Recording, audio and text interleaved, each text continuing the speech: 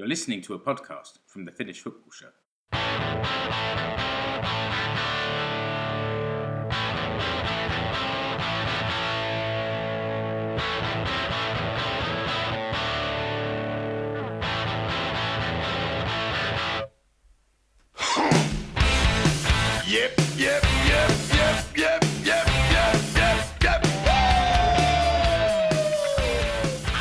Yes, it's the Finnish Football Show. I'm Mark Wiltshire. I'm joined today by Ali Manson. Hi, Ali.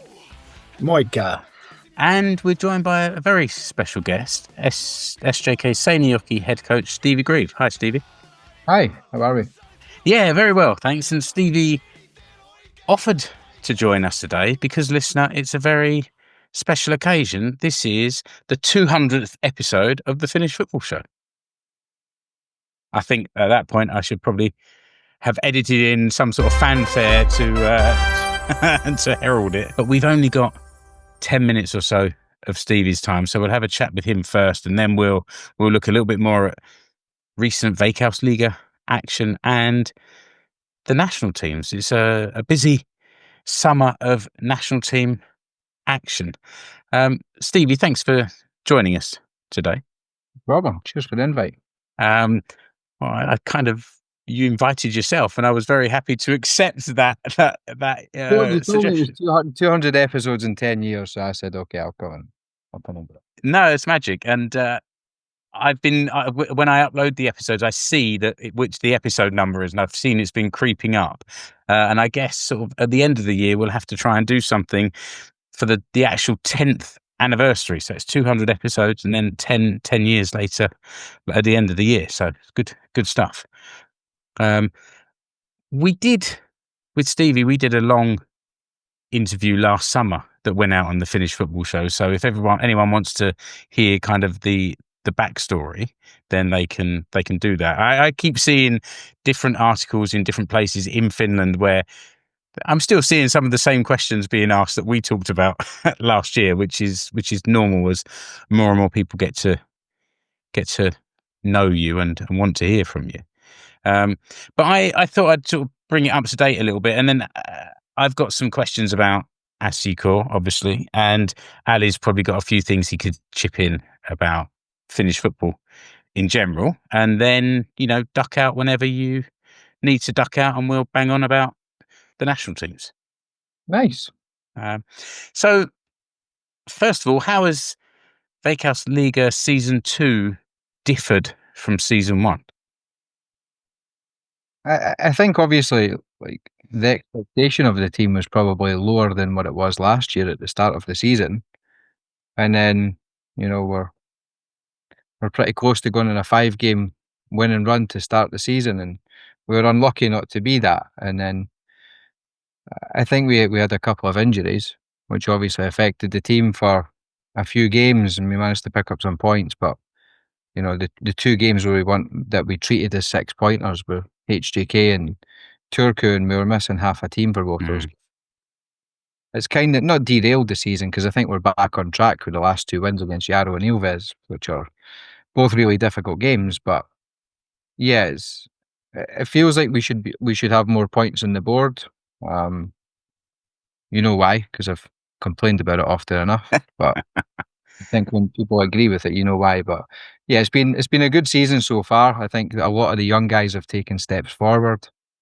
Kasper, Marcus, Salim being moved to right back has obviously been a revelation, and then Bojang and Yeri have contributed at the top end of the pitch. So Rasmus is obviously a good influence, and then Sam and Kelvin for me are the 2 best centre backs in the league when they've played together. Kelvin's missed probably 10 games at this point. So yeah, it's been positive, but I think we can do a little bit more. Obviously, disappointed to go out the cup yesterday. I thought we had enough chances to win, but if you don't hit the target when you've got 12 or 13 shots or whatever it is, then you're probably not going to win. So yeah, it's been a little bit, the consistency of the performance on the attacking side has been good, but defensively we've conceded way too many goals.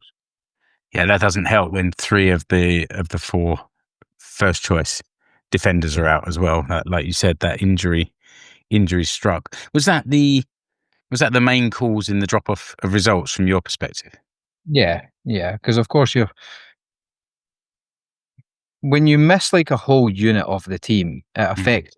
And if you take out a starting centre back, starting right back, other starting centre back, and the right winger, anybody with missing four of their starting team would struggle. If it was four attackers, you can replace attackers a little bit easier than you can replace defenders. So yeah, it has an effect. And short term, it's problematic, of course, but I think medium term for the guys that had games and showed that they can contribute. Like Gabby, with 3 or 4 starts, is still trying to get back to his normal playing weight after nasal surgery at the end of the season. I think he lost 8 kilos and he still has to put it all back on. Obviously, Oki Vaisto's playing every week and doing well. So the ones who have come in, like, we know we can rely on them, but they've realised it's welcome to professional football and you have to win, and that's your job. So whether it's Prosper, Anis, Gabby, Oki, Toomey when he's played, there's been a lot of them have been given games. But I think medium term is a positive thing, but short term it's difficult. When you said that expectations were lower at the start of the season, mine weren't. Whose whose expectations were lower? I went to media day and I had people tell me, yeah, I think you've lost Puru, you lose Tiki, you lose Jaime, you lose basically the whole bench. You lose both the right backs. I had so many people say to me, yeah, if you lose like 7 of the starting team of the team that just finished 4th, I'm in a title race all year, of course you should be weaker. And I didn't believe that. But that's when you have people saying, 7th or 8th, and that's probably where you're going to be, and VPS and Nistan and these teams are going to overtake you, and Turku will be better, and Ilves will win the league. And I hear all these things, but I don't think people realise like how good our recruitment and scouting and player development system is. And that depth has been really tested by those injuries. Yeah, it has been, but I think when you're working off maybe the 3rd or 4th lowest budget in the league, you have to rely on young guys, and not all of them are ready to win absolutely every game in the same way that a team of 28-year-olds would be. So we have to understand that where they're at in their career and what we can expect of them and push them to do. And I think if you're relying on 18 and 19-year-olds to win your games, you've probably done something wrong. They should be there to facilitate and contribute, not to be the ones that win you the game unless they're like Messi. So yeah, I think they're doing well. They're developing well. Obviously, I don't think we're too far off the top. We've managed to get ourselves back in a European race again. So our performances have been pretty stable. It's just the amount of goals we concede that we need to try and figure out a way to just stop them from happening. Talking about goals and thinking about the goalkeeper, and we lost Roope Paunio for a few weeks because he was away with the under-21s team, and Hemmo Rihimäki came in, and it was like nothing changed. It was almost like a like-for-like replacement. He had a really good spell. Yeah, he's done well. He's one of the more vocal guys in the dressing room, especially in the team meetings and stuff. His game understanding is really high level. So I actually think when Hemmo's older, he'll end up being a coach. You can see it already. He's a good goalkeeper. Yeah, he is. You signed a new contract just before that Yarrow home game, and then in the post-match you said that other clubs contact you from time to time. So how does this new contract change things for you, both like with Asiko and also with your family? Nothing's really changed. I think it gives everybody a little bit of security for the next couple of years, and I'm not under pressure to find a new job before the end of the season to pay for Christmas, pay for holidays and things like that. Yeah. So I think it gives the club security, it gives the players security that, okay, Stevie's still going to be here. So if Stevie's still here, it affects their decisions that they can make. And obviously when you're doing recruitment for players in the summer, they can ask the coach, how long are you planning to stay for? And we'll have a contract until 2027. So yeah. With a big buyout clause just in case? Yeah, huge. Good. Glad to hear it. You did an interview earlier this week where you said that we need to allow players in Finland to play harder. I did that. I did that months ago. Did you? Yeah, like when me and Casper got Player of the Month and Coach of the Month, we did it in in Seinäjoki with Uli TV, and then they waited about 8 weeks to publish it. So right, okay, but I guess the point still you still feel that way. What does it mean? well, how many fouls do you see in games that are clearly not fouls? It's just a guy got touched, like a basketball game, fell over, and the ref gives a free kick. Happens all the time. There's so many things which are completely wrong. And then when a player goes from playing in Finland to playing in a European game, they're expecting get touched or fall over, I get a free kick. It doesn't happen. Or like when we played Sirius in pre-season, the referee played play on for everything. It was brilliant. Players more enjoyed it. It was, you're allowed to use your body. You're allowed to like lean into people. As long as there's an honest attempt to get the ball and you go for the ball, you can't just fall over because you've got a reputation. So yeah, I just feel like if a player's going to transfer out of Finland, they have to learn how to play a more physical style of game. And if they don't learn how to do it within Finland, they're going to go to like Poland or Sweden or Denmark, and it's way more physical. Obviously, Scotland is like the opposite end of that. It's the most physical.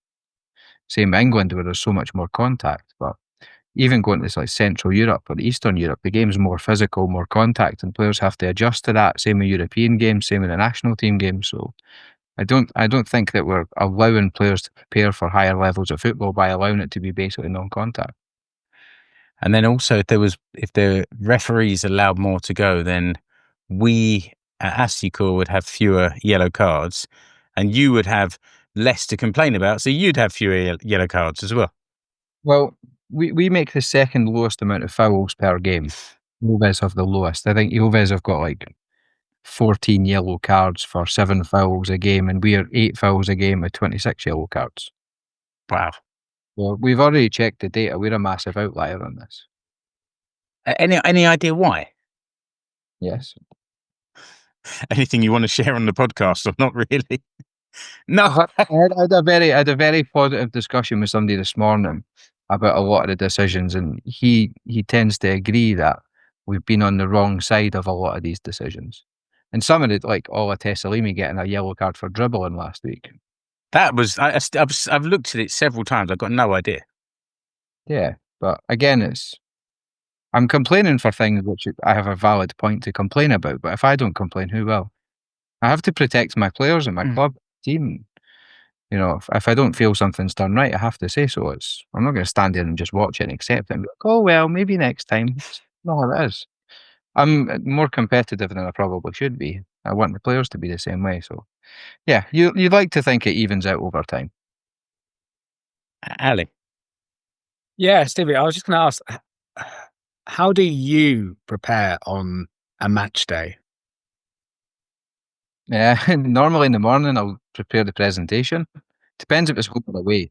Obviously, away games are a lot of travel, but I finish preparing the presentation probably the day before or the morning of. If we know what the team is for the opponent, the game plan is generally set a couple of days before it. Once I finish the presentation, if it's a home game, I'll go to the gym, go shopping, watch the next team that we're going to play, do some scouting and recruitment, and then walk up to the stadium and get ready for a match. I'm quite relaxed on a match day. Yeah. And do you find it, or how hard or easy do you find it to switch off after the game, whether you've lost or drawn or won? There's no switching off. Like yesterday we lost, and I think I went to bed at 3:30 this morning. Yeah. If we play well, I'm looking for ways to find a way to play better. And if we get beat, then I want to know the answers as to why. So I find it really difficult to switch off after the game, but I try and not watch the game back immediately after the game because I'm generally either angry about something or I don't have the right emotional state to watch it back with an objective mind. So after the game, I'll, like, for example, if I'm sitting on the bus, I think I sat with Rasmus for about an hour and a half last night, just talking about various things. Sometimes I'll sit up the back of the bus and the boys are playing poker or cards or whatever on the back of the bus, and I'll spend time with them. Sometimes I'll spend the time with them after we lose more than if we win on an away trip. But yeah, it is difficult to switch off after games. Maybe one more question, Stevie, and then we'll let you jump out.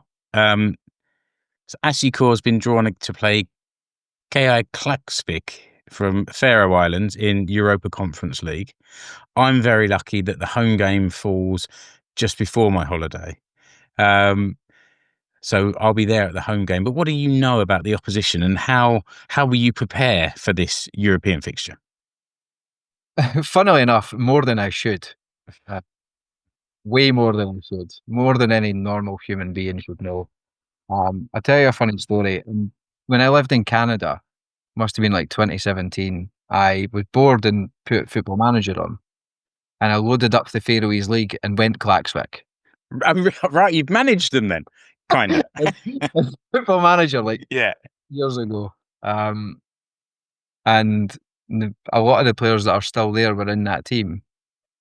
So they had like Skard, Johannes Bjartelid, that's now in the Faroe and now in Norway. Anderson plays in midfield. Arne Fredriksberg was at NSI. Oddmar Faro, Danielson, the right wing back, like Rennie Jonsson, Vattenhammer. So I'm well aware. It's funny, like, because I went in the team in Football Manager, I started like trying to watch the games and watch the league just out of curiosity. And then obviously we signed Samuel from the Faroese League last year. So I have watched way more Faroese football than I should ever have. I have a pretty good handle on how this team will set up and the dangers that they have. Kletskard's really good in the box. Fredriksberg's got a really good left foot. Talachia, the centre-back's really aggressive and physical. Oddmar Faro's a good penalty box defender. I think they just signed Gilly Rolanson, who used to play in Norway. He's going to probably play the outside of a back three. Anderson, the right wing back, really good going forward, gets in the box. They signed a new left wing back. And then they've got good depth coming off the bench. Both the Johannessons are good. A couple of young guys also. So, and they're really good. They're really like good team in the Faroese League, aren't they? They've won sort of the league 3 times out of 4 or something like that. They win games like 8-0, 10-0, 5-1, 4-1. Like the games are a stroll for them because they've got top players for the level. If you were to compare them to like a Finnish team, I think they would finish in the top 6. If they were to play a full season here, they would finish top 6. Okay, that's interesting. So it gives an idea of the level. So this game should be pretty evenly matched then. Yeah, I don't think there's a massive amount between the teams. The difference is like they've got guys that are used to playing 3-4 years in European competitions and have been in the group stage and beaten Malmo and beaten Bratislava and Ferencváros. Even though it was a couple of years ago, the players know what to do, and a lot of them start for the Faroes, which when you watch the games, the Faroes don't get turned over by anybody. It's like 1-0 or 1-1 draws and stuff like that. So, yeah, it is difficult, but I think that the teams are evenly matched, but it'll come down to who takes their chances. Let's hope it's us. The glory years from 3 years ago of winning the first tie and getting into the second round. Let's see if we can beat that. I hope so. Like, we feel positive about it. The way we attack gives us hope that we can create enough chances to score. We've been pretty consistent with that, but again, it's how do we defend set plays? How do we defend second balls? How do we defend balls in the box? Things that we need to improve on, we're going to have to do over these 2 games. Very good. I'm getting excited for Europe, and I'm hoping that by the time I come back from my holiday, we'll be in the second round, and there'll be another couple of games to follow. I hope so. I've never been to Serbia, so I'd like to go there as well. Yeah, why not? Well, let's bring it on, and then the group stages, and then maybe I'm getting a bit carried away now. Steve, unless Ali's got anything else to ask. No, thanks, Stevie. Thanks for coming in, and I guess I'll maybe see you at the ground on Saturday. Nice 12 o'clock kickoff. 12 o'clock kickoff and then Provinci after it. Nice. All right, I'll see you then. Thanks a lot, mate. Cheers. Bye. Cheers, Stevie. Top man. Yeah, absolutely, and he's always sort of happy to answer the question. Oh, except when he wasn't, and he just said, "Yeah." Yeah. And that was it. But that was nice. So thanks to Stevie for jumping in and commemorating our 200th episode. Okay, Ali. Now we've been joined by Seppo, who is just putting his Huuhkajat scarf on, like a good fan of the Finnish national teams, plural teams. And we're going to have a look back over the last couple of weeks of international action. This was, first of all, the men's team, the Huuhkajat, in World Cup qualifying action. So we'll look at those two games, and then we'll look at the under-21s Euro finals competition that Finland competed in, and then we'll look forward to what's coming up. So the first game. This was Finland's.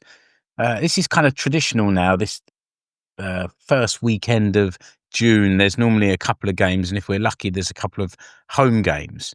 And I didn't make my regular pilgrimage down this year because of the holiday that I've mentioned. I'm going away soon, and the podcast may take a pause unless the others can cover for me.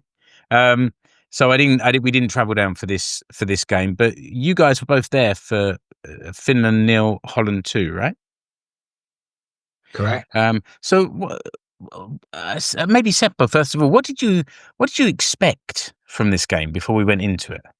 So I think to be honest, because it's the Netherlands quality side, one of the best in the world, I suppose. So didn't really have high expectations. So I suppose you can always wish for a miracle, but the realistic expectations was sort of basically not to be completely getting massacred on the pitch. So.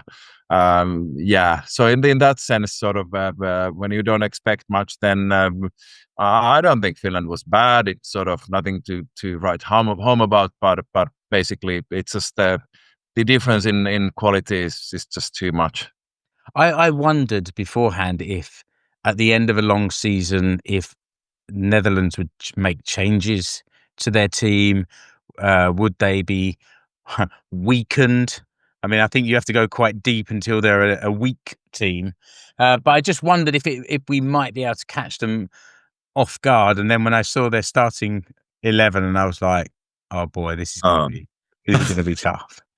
Ali, do you want to just talk through some of the sort of key points of the game? Obviously, the goals and anything else that came to mind. Well, yeah, I think the fans right from 20 minutes before kickoff as usual were brilliant. The atmosphere was really, really good. I was also kind of expecting the Netherlands fans to bring a bit more. So I think at least that's where Finland did win on the days. The noise created. I mean, the Netherlands. For whatever reason, I was expecting more from the fans, but maybe they didn't need to because their players kind of brought it on the pitch.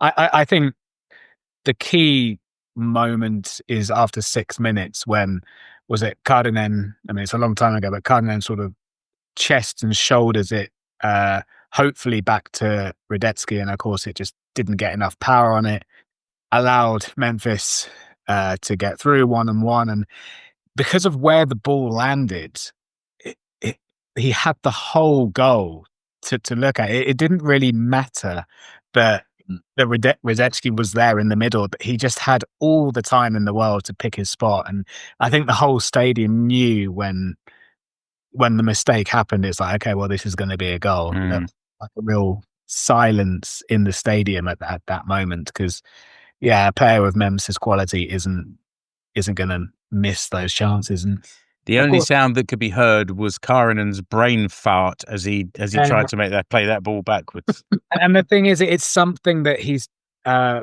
done well, and he would have done that in his career so many times, and it would have worked so many times. And I mean, I'm only an amateur footballer, but I could tell what he was trying to do, and I've done that move a few times when it's gone well.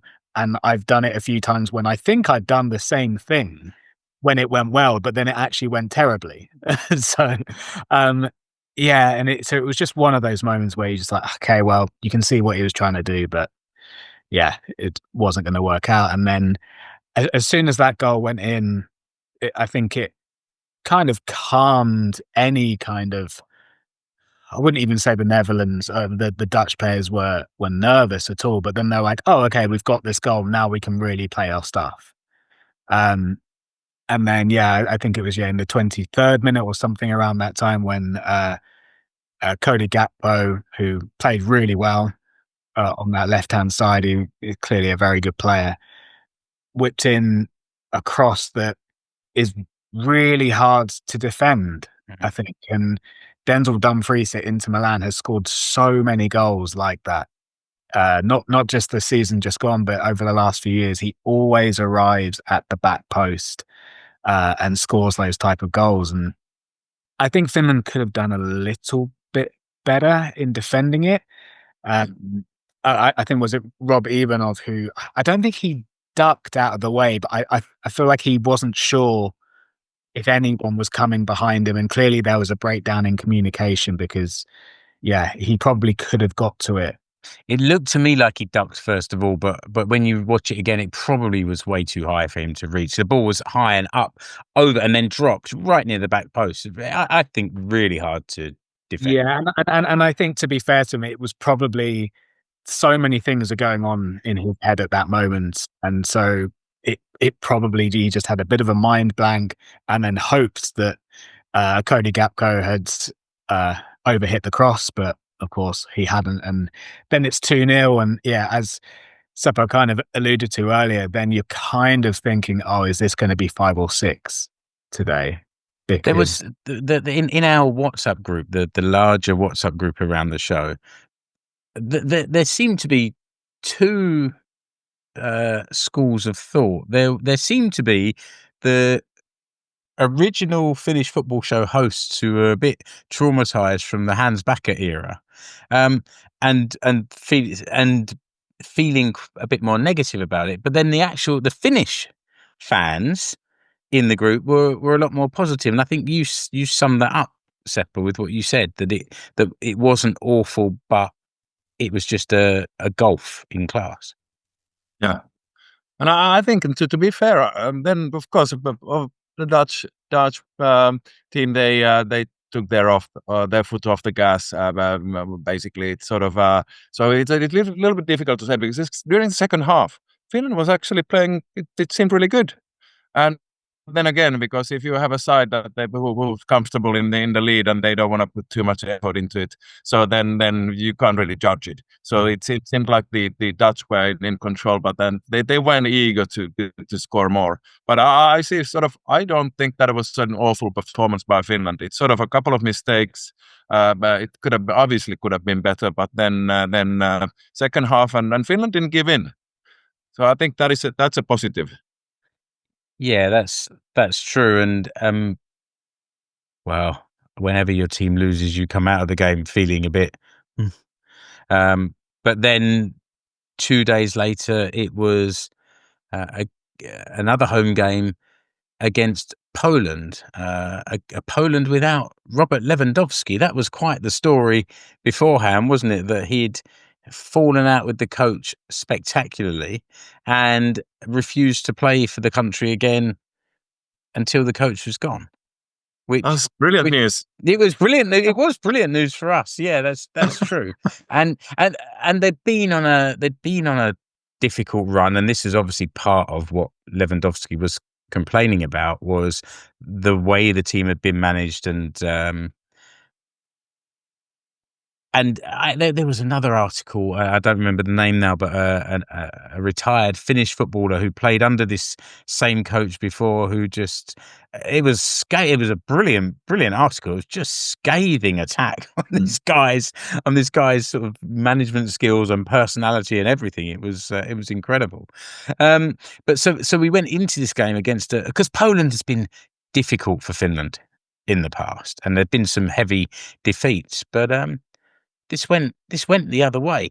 Ali, you were both at both games.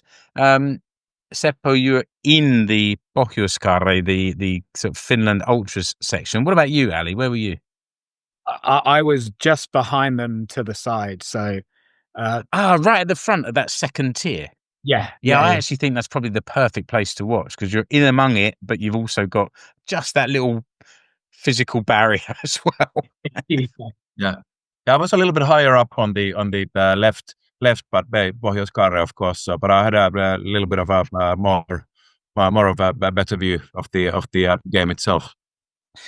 And what was your view of this game compared to the Holland game?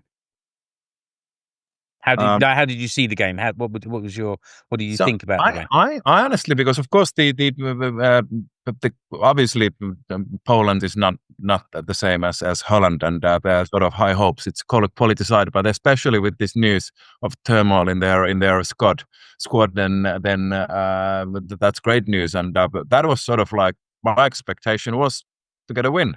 And I think it sort of, obviously it wasn't a walk in the park, but it's still, and of course there was the incident as well. So, but still, Finland played really well, and they really were, and what I really loved, they were fighting, and that is sort of what was the first games in March. Finland was lackluster, and of course as a fan, you can accept defeat if your team plays their basically with the full commitment, and they leave everything on the pitch, then okay, then we lost. But then if it's half-hearted, then, and that's what you could see, that they were exhausted towards the end, and I think, and that is sort of what was really good about it. And you could see that, okay, now it's starting to working out as well. What Friis has brought in, obviously a lot of work to do, but still, that's good. Yeah, I think just following on from that, it's really hard to get a gauge of a new manager when you're playing a team like the Netherlands, because of course, like the game is going to go a certain way because, for example, they're going to have the ball the whole time.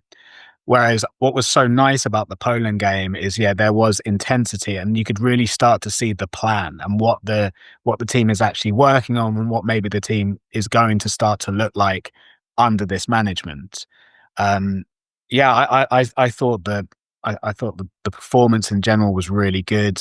The energy of the team, they didn't look like players who the majority of them have just finished playing 10 months of football, and for someone like Peltola, who just doesn't seem to stop playing football at the moment. So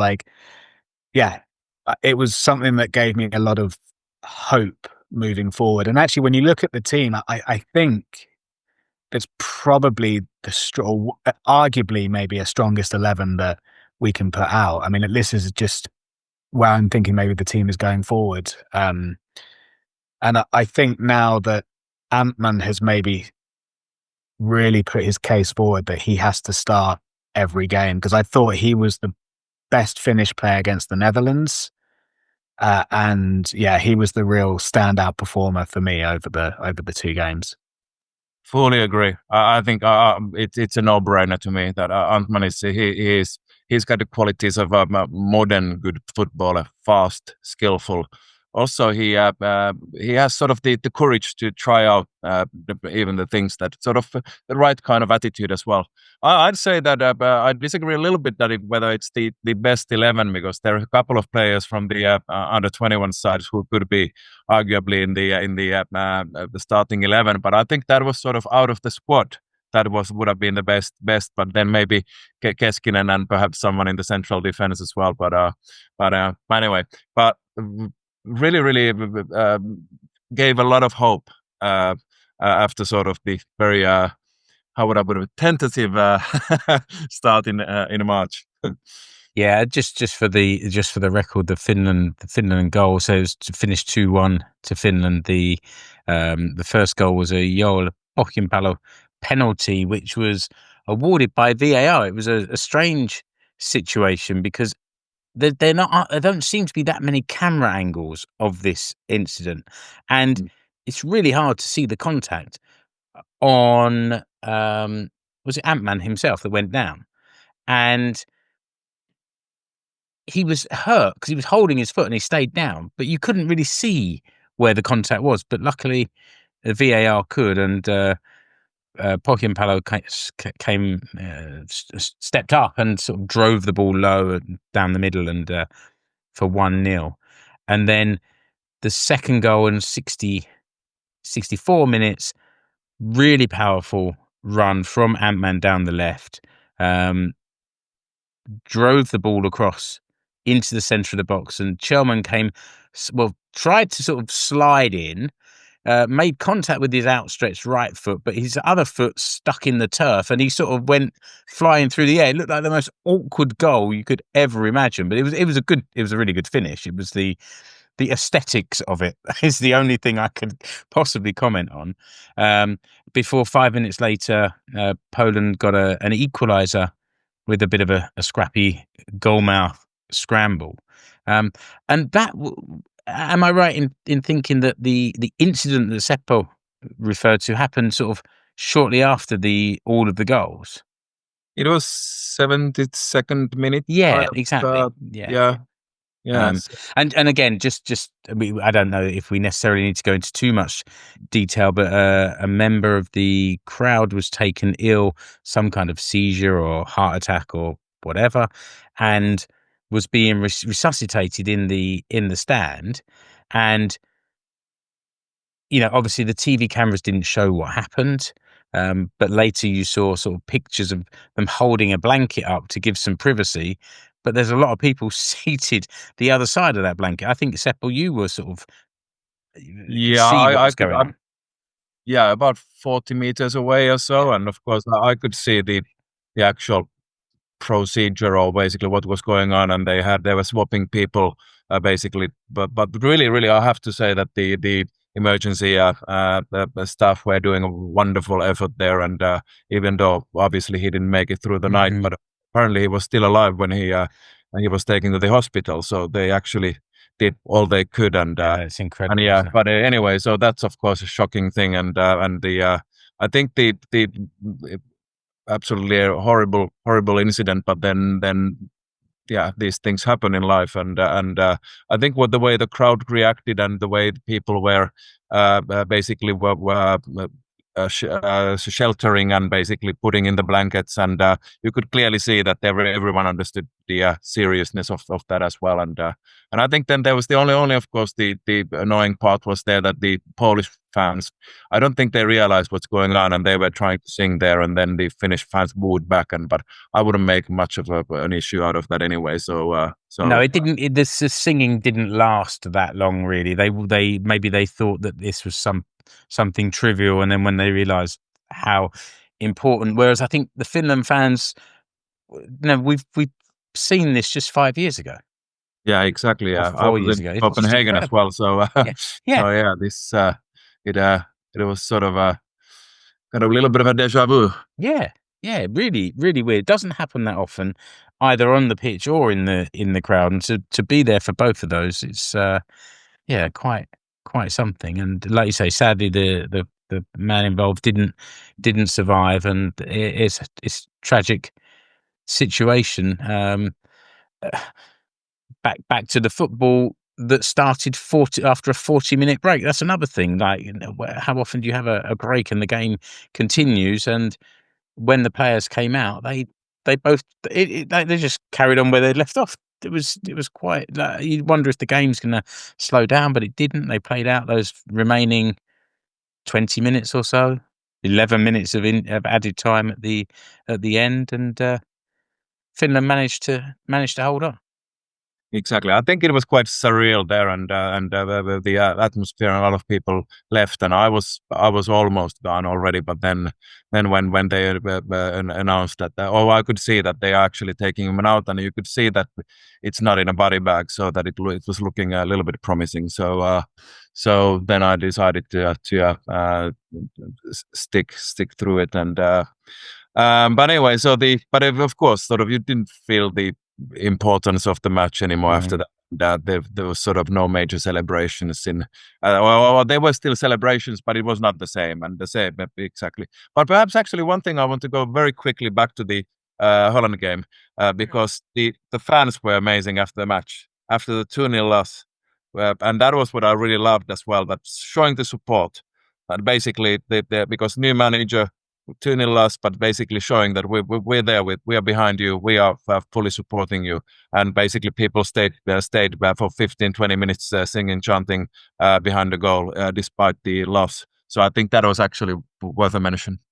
Yeah, I think three points from two potentially difficult games is important for head coach Jakob Friis as well to sort of maybe feel like he's starting to find the way he wants his team to play, and for the players to learn how he wants them to play.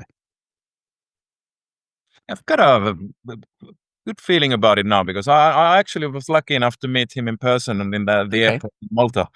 And I used to live in Denmark, so I speak a little bit of Danish. So I gave it a go, but I spoke a little bit of Danish and then a little bit of English, and we agreed that the performance was awful, but we were happy with the victory. But the air about him, when the way he was sort of at the airport, because small airport, everyone could see that who is sitting with, and the vibe, and you could actually I like the way he handles himself, because some people say that he's sort of doesn't have charisma or something, or he doesn't show emotion, but no, I think that's sort of perhaps sort of not the most exciting basically output, but basically, I actually like his personality. I think he's very sort of suitable for the Finnish mentality.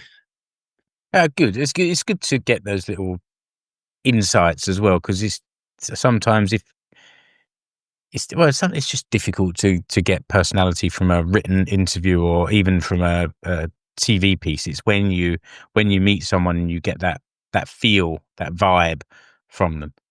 Exactly, and he really appreciates the fans as well, because the Danish guys, of course, very much a football nation, and of course that does.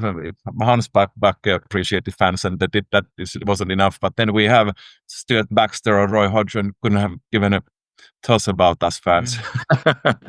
Yeah, that's really sad, and maybe our football culture hasn't changed, but maybe there is a bit more from coaches and players now acknowledging the fans, like the way that the Finland team comes over to the Pohjois-Karjala and some of the Veikkausliiga team, or all of the Veikkausliiga teams. The team at the end of the match comes over to the crowd. It's not the same in.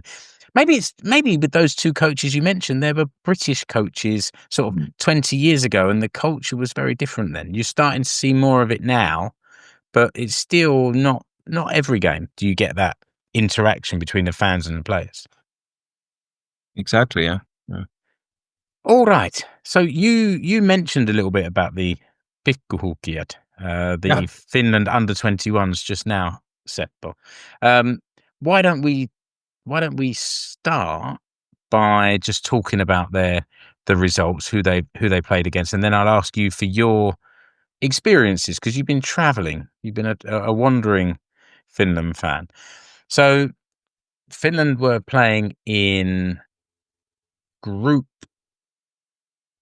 Well, I don't have the number. Okay, well, it doesn't matter. They're in a group with Holland again, Ukraine and Denmark. I think that looked like quite a tough group from the beginning, but over the last half a year, Finland has kept some players in that squad that could potentially have moved up to the main squad.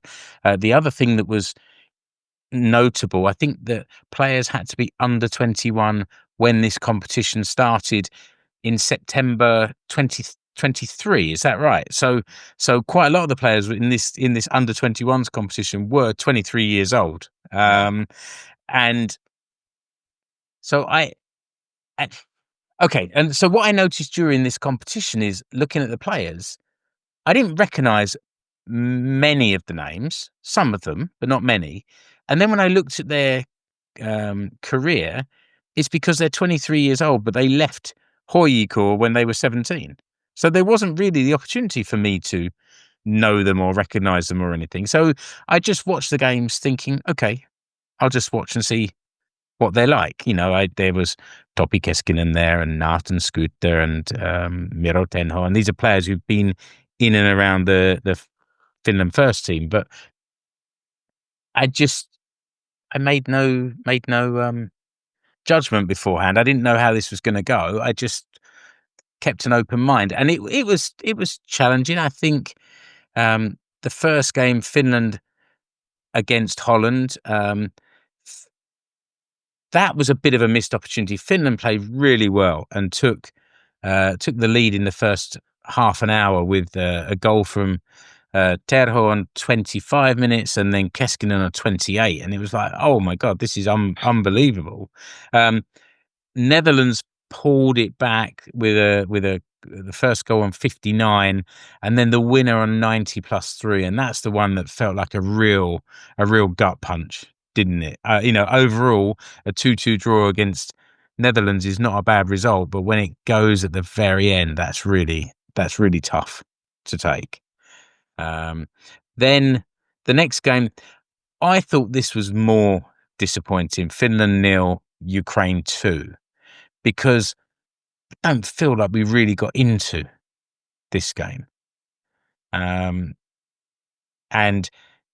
after 2 games, it left us needing quite a big win against Denmark, and it also had to relate to the number of goals scored in the other game as well, and it all started to seem quite difficult. And that game finished Denmark 2, Finland 2, and in this game we came back late in the game, so we went 2-0 down. What was his name? Harder, was it? Kasper Harder or something like that. He looked like a decent striker. Like, he looked really sharp and really powerful, and the goal that he blasted in from a close angle high into the net, it was that was quite impressive. But we got back into the game through a couple of those players I mentioned, Nathan Scooter and then Topi Keskinen, 2 goals in 10 minutes towards the end of the game, and a 2-2 draw. 2 points from 3 games. It meant that Finland finished bottom of the group, but then Ukraine were third with 3 points, Holland second with 4 points, and Denmark at the top with 7. So, first, Ali, any particular comments about the under-21s? Yeah, I think in general, yes, it's disappointing to finish bottom of that group, but I think a couple of minutes here and there, and actually the complexion of the group is very, very different. And if you look at that Netherlands team, at least 4 of those players are starters for Ajax, not just like squad players. They start every single game for Ajax. And Ian Maatsen was in a Champions League final a year ago. So I think once the dust is settled, and if there is any kind of lingering disappointment from this campaign, I think it would have done so many of those players a lot of good to play against this quality of opposition. I think it was a really smart move to keep players like Keskinen and Volta and all these players that have had first team experience, because quite a few other countries sort of dismiss it and they're like, oh no, you're 19, you're playing in the first team, you're going to stay with us. But I think it was a really smart move in general to get these players to have this tournament experience. And I hope now that moving forward, that we can sort of have a really nice pathway from the under-21s into the first team, because they've had a really good 18 months. Seppo, how was your trip? Tell us about your trip to. A really, really good trip, and I actually I watched the first match on the TV, so I wasn't there for the Netherlands game. So then the other 2, how would I put it? I can't talk of the tactical intricacies. No, okay. You were there for the vibes, not necessarily the details. So yeah, of course. So I've obviously I've seen some of the highlights afterwards, but of course you don't. There is but the atmosphere is amazing. The 2,000 Finnish fans, absolutely amazing, and really I think they made it. I would say, and not just me, it's even the locals and Finland made it special, because there weren't that many other away fans, so at least not in the same scale. So in that sense, the 2,000 Finns invading Kosice was something special, and really great atmosphere, friendly, good going, and a lot of beer, but it's sort of very positive attitudes and friendly chats with the Danish and Ukrainian and Dutch fans, and so really happy about that, and I think that was really brilliant. And but when it comes to, I think because of course the first match, a bit of a surprise to get the point out of it, and of course despite the disappointment, but perhaps because that was a surprise point in a sense, so basically a little bit, but then there were expectations for the Ukraine match because that was supposed to be the easy one. So maybe that was sort of what was the mentally the toughest.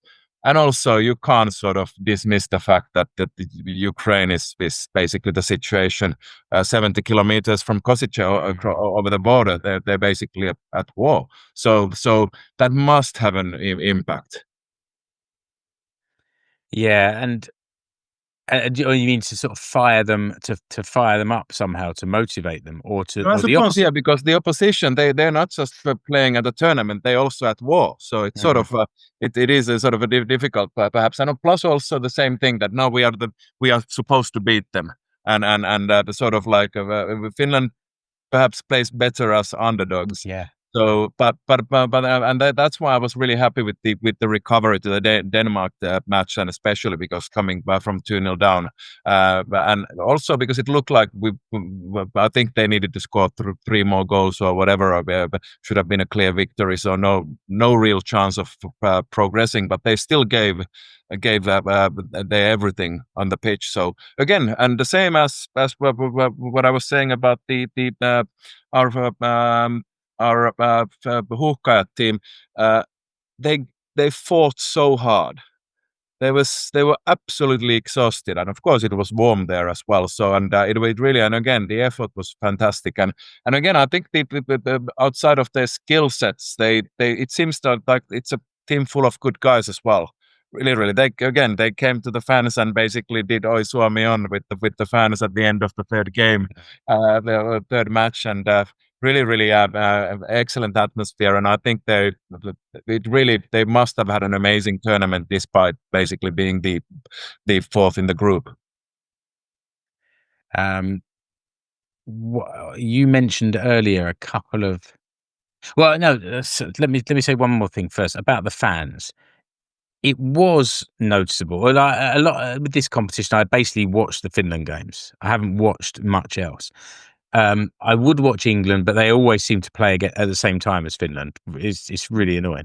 But there was one game where I think it was England, Germany. Yes, and I put it on, and there was no atmosphere.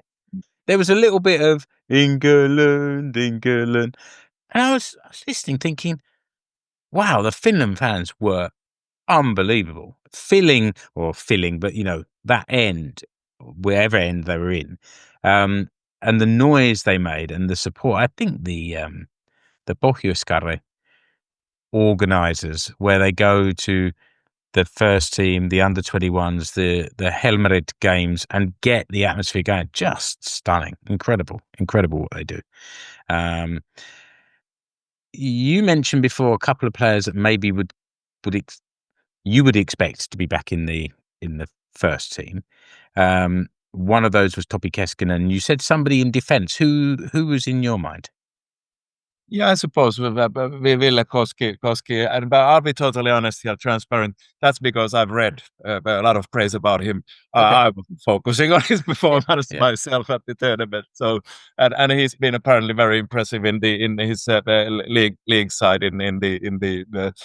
Where is it?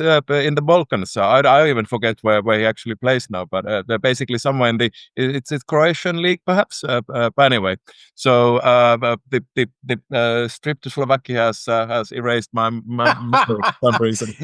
That cheap Slovakian beer has killed too many brain cells. Exactly. Yeah.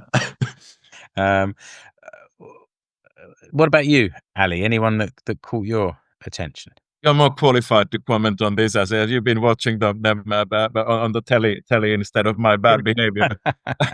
Well, I think for me it was nice to sort of get a closer look at Galvez in a environment where it's a little bit more suited towards him. I think he played pretty well in some of the internationals a while ago, but it still felt like, oh, we're trying out this young kid. And I'm not saying that, we threw him into the deep end and he sank, not at all. But I think it was really nice to see him playing more at his level and more around his age group. And I think he, particularly in the Denmark game, really linked up with Topi Keskinen really well.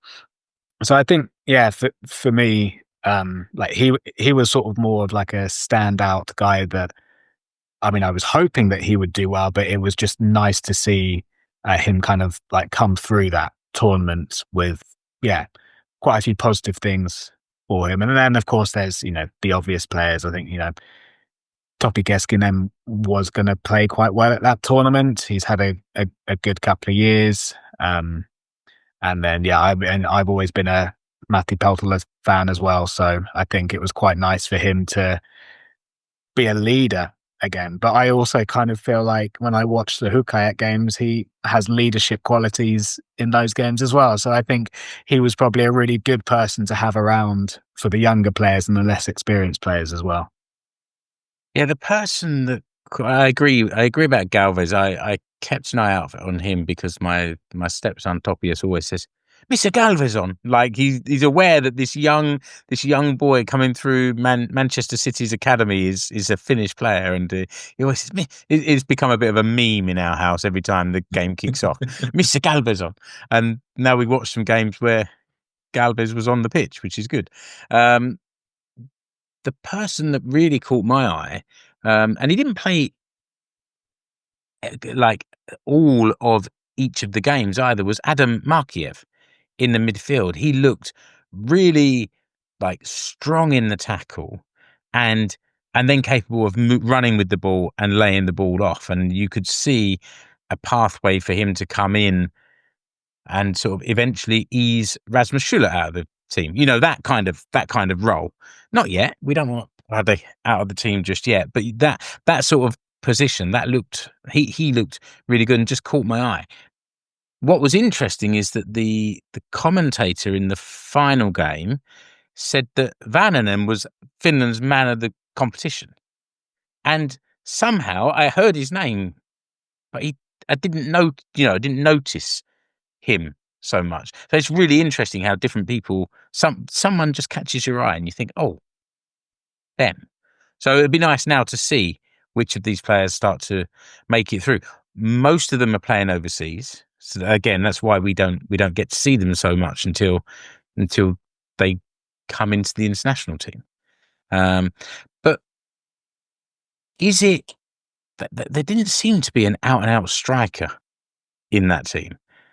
What do you think, Seppo? Is that a worry for the future?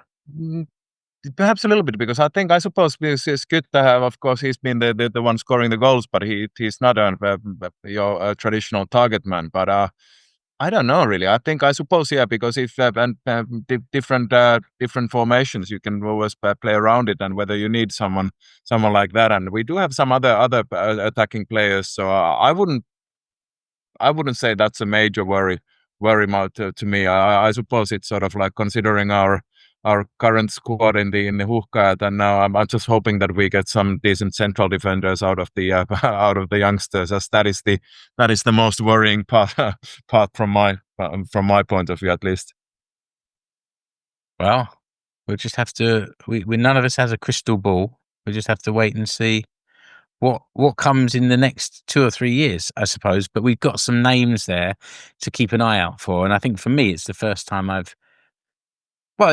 we've seen Finland at this kind of competition for a while. So actually being able to follow them 3 games in a few days and see which players stand out. So yeah, let's see what comes in the future. Yeah, I think, and I have to say, it really is promising. And I'm glad you brought up Marhiev, because he was brilliant against Holland. I think, and again, a true fighter.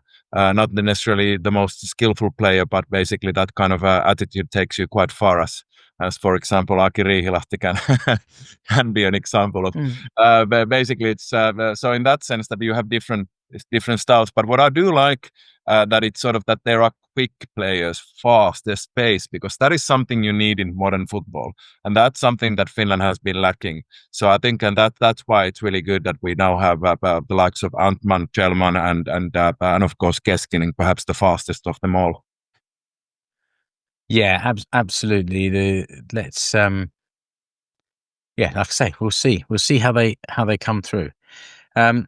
Maybe just a little bit now on the Helmarit. We've been going for a while, so you know the Helmarit the women's national team have quite important games coming up. I'm just checking the fixtures, and I noticed that tomorrow they've got a friendly game against the Netherlands. Finland Netherlands. It's the game that keeps giving this summer. But then after that, Wednesday the 2nd of July, which is actually, it's just a week away now. It is, yes. The Women's Euros starts, or it starts for Finland on the Wednesday the 2nd anyway. And it's a 7 p.m. kickoff in Finland, which is always nice, against Iceland. Then Sunday the 6th of July, Finland against Norway. And then Thursday the 10th, Finland versus Switzerland. Keke shared the squad with us. I think looking through the squad, there's not too many surprises in there. It's been the Helmarit squad has been evolving over the last couple of years. Anyway, new players have been coming in. Is this another one that you're actually travelling to, Seppo? That's the plan. Yeah. Okay. Have you got your tickets yet? I have tickets for the 3 matches and even flights, and I do. So I'm planning to, but I have the tickets for all the. It sounds like a man who's going to me. Exactly, but I had ticket for the Netherlands game in Kosice as well, but I had to give it a miss due to work.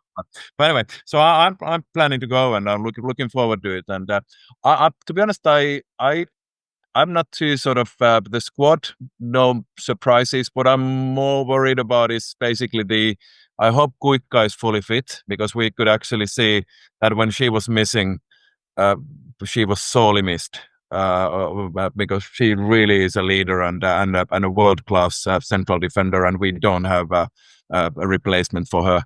And then the second thing, whether Emma Koivisto is going to basically be fit for the matches. But I suppose because those are real star players, because then we do have a lot of quality and depth in the midfield, for example.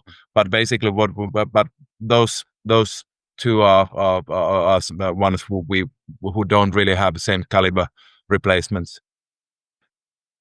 Yeah, interesting. So it's not the selection; it's more just the availability that has potential to cause trouble. Yeah, and I was a bit surprised, to be honest, because I didn't realize that because Kuikka has been pretty much an ever present, and you sort of take it for granted, and then when she wasn't there, it really sort of showed that okay, she is really important.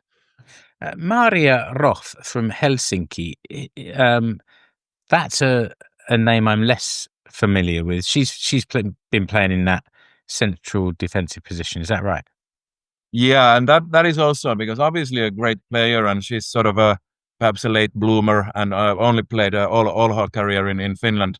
But obviously a lot of respect and a great, and everyone really loves her. But of course it's not the same quality as Kuikka, who's sort of one of the top players in the world in her position. To be fair, so in that sense, it's not a fair comparison.